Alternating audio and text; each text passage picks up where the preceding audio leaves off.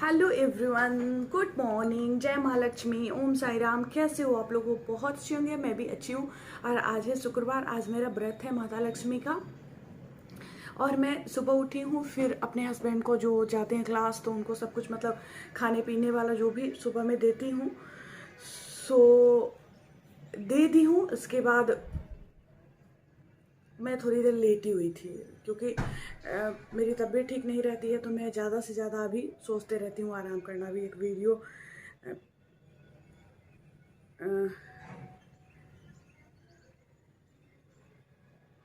तो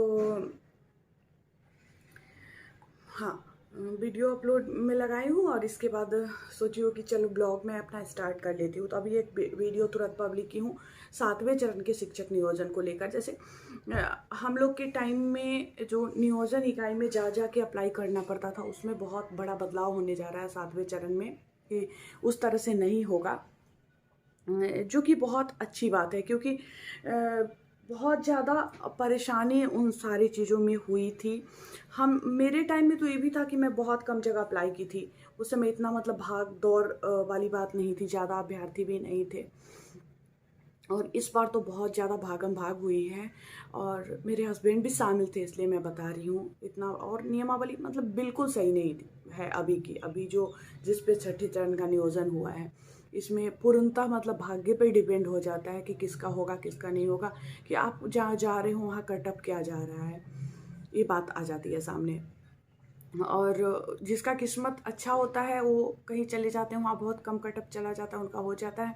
और जिसका बुरा होता है वो अच्छी जगह पे वो चले जाते हैं, ऐसे जगह पे कि जहाँ पे उम्मीद होती है कि वहाँ कटअप कम जाएगा, लेकिन वहाँ पे कटअप हाई चली जाती है। तो पूर्णतः मतलब भाग्य पे निर्भर हो जाता है ये चीज़। क्योंकि मैं ऐसे लोगों को भी देखी हूँ जिनका 54%, 55, 56% है ऐसे EWS में, और उनका हुआ है 55, 56 वाले का भी हुआ है, और उससे बहुत अच्छे अच्छे मार्क्स वाले का नहीं हुआ है। तो ये पूर्णतः भाग्य पे डिपेंड हो जाता है। तो इसलिए ये नियमावली सही नहीं है। तो अब जो नियमावली लागू होगी 2020 के नियमावली में संशोधन किया जाएगा और सेंट्रलाइज तरीके से आवेदन लिया जाएगा और आपसे चॉइस मांगा जाएगा, विद्यालय का चॉइस मांगा जाएगा कि आपको किस नियोजन इकाई में जाना है। विद्यालय का चॉइस मांगा जाएगा और उसी के आधार पे 2-3 चॉइस कहीं मांगा जाएगा। ये मैं पूरा कॉन्फिडेंस के साथ नहीं बोल सकती क्योंकि ऐसा कोई अपडेट नहीं आया है, लेकिन जब सेंट्रलाइज तरीके से होगा तो उसमें ऑप्शन जरूर मांगा जाएगा। अब देखना ये है कि ऑप्शन कितना मांगा जाता है। जैसे अभी कैसे मांगा गया था, 3 ऑप्शन मांगा गया था उसके समय, जब आपको स्कूल हो रहा था, काउंसलिंग हो रहा था, काउंसलिंग नहीं, जिस दिन नियोजन पत्र मिला था उस दिन मांगा था। हाँ, उस दिन मांगा था, काउंसलिंग तो पहले ही हो गया था। तो इस बार बदलाव होने जा रहा है उसमें। और सितंबर में न्यूज़पेपर के माध्यम से, दैनिक भास्कर न्यूज़पेपर में दिया गया है, हाई स्कूल और +2 का उसमें चर्चा किया गया है कि सितंबर में जो है बहाली शुरू होगी। तो अभी मैं सुबह सुबह सोची हूँ कि पहले मैं वो कर लेती हूँ, ब्लॉगिंग स्टार्ट कर लेती हूँ, अपना वीडियो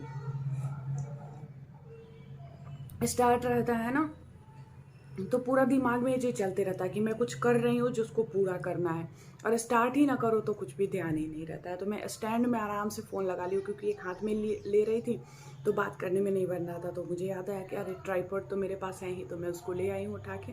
चाय भी पी रही हूँ, आप लोगों से बात भी कर रही हूँ, मतलब चाय के साथ साथ बात हो रहा है, तो मेरा टाइम भी बहुत अच्छे से पास हो रहा है।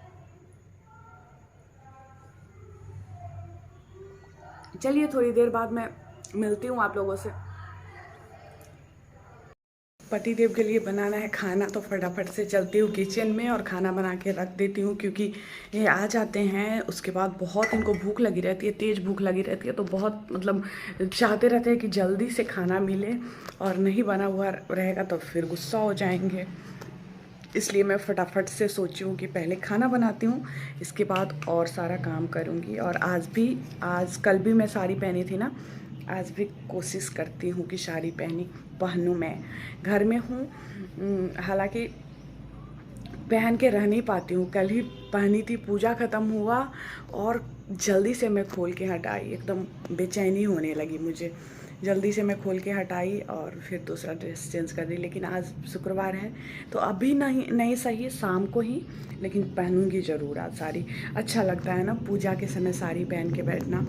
तो जा रही हूँ मैं खाना बनाने।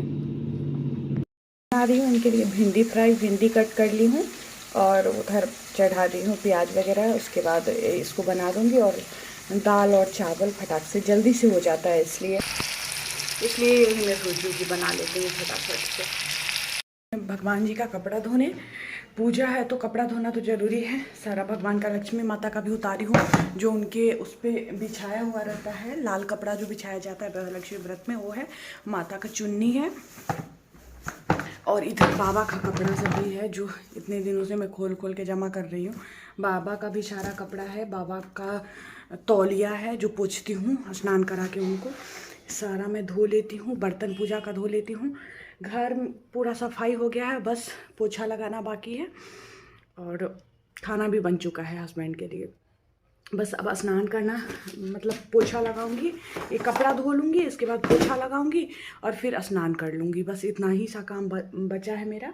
इसके बाद मैं फ्री हो जाऊंगी, फिर आगे ब्लॉग को कंटिन्यू करूँगी।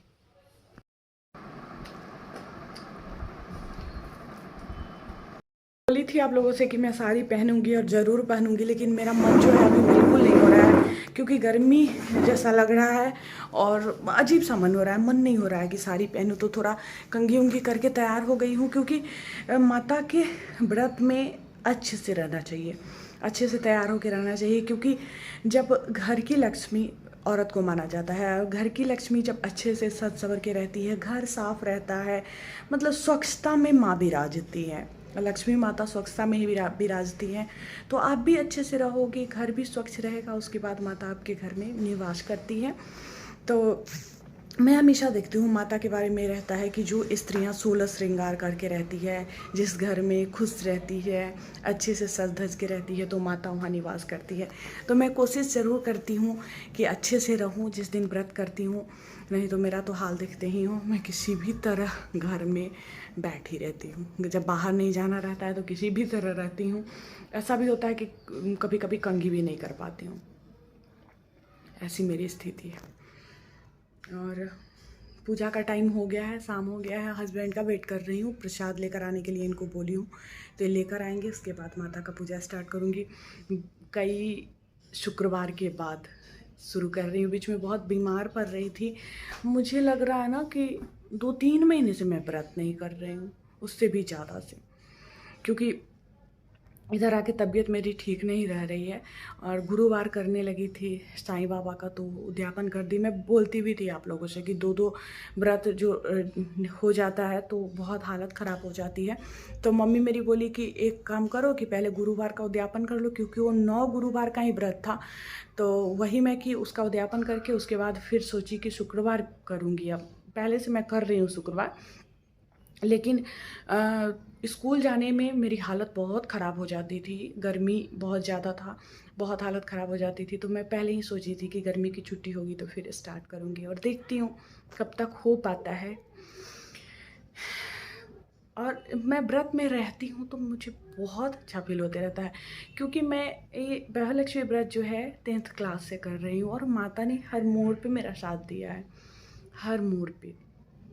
इतने सारे मन्नत और मेरे सारे मन्नत पूरे हुए हैं।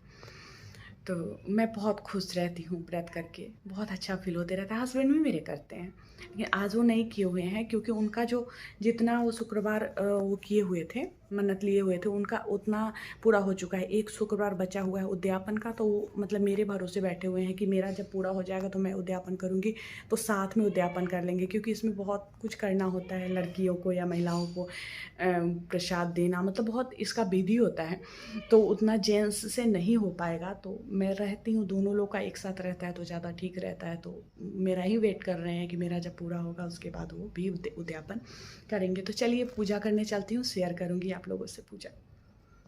मेरे घर धरो मैया लक्ष्मी, मेरे घर को पावन करो, अपनी कुमकुम भरे पग मेरे घर को पावन करो। मेरी पूजा करो स्वीकार लक्ष्मी मैया जी, मेरी पूजा करो स्वीकार लक्ष्मी मैया जी, मेरा भरते रहो भंडार।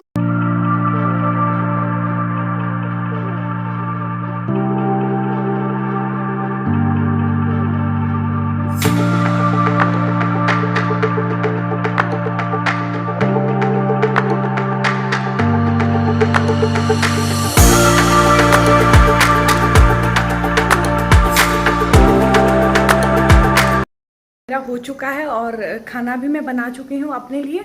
आलू फ्राई की हूँ और चावल थोड़ा सा जो अड़वा चावल होता है उसको बनाई हूँ। चावल और आलू फ्राई खा लूँगी, नहीं तो मेरे से ना खाया नहीं जाता है इस समय, बिल्कुल नहीं, भूख भी नहीं लगी हुई है लेकिन फिर भी खाऊँगी। मैं सोची हूँ कि पहले थोड़ा सा आप लोगों से बातें कर लूँ, इसके बाद फिर खा लूँगी। जा रही हूँ छत पे खाने। इस पर एक वीडियो अपलोड करने के लिए लगाई हूँ। मधुबनी ज़िले से सर्टिफिकेट का जांच हो गया 34 शिक्षकों का, तो उन लोगों का वेतन भुगतान होगा तो उसको लेकर जारी हुआ है पत्र, उसी का मैं वीडियो बनाई हूँ। तो इसमें ऐड लगा के इसको पब्लिक करना बाकी है।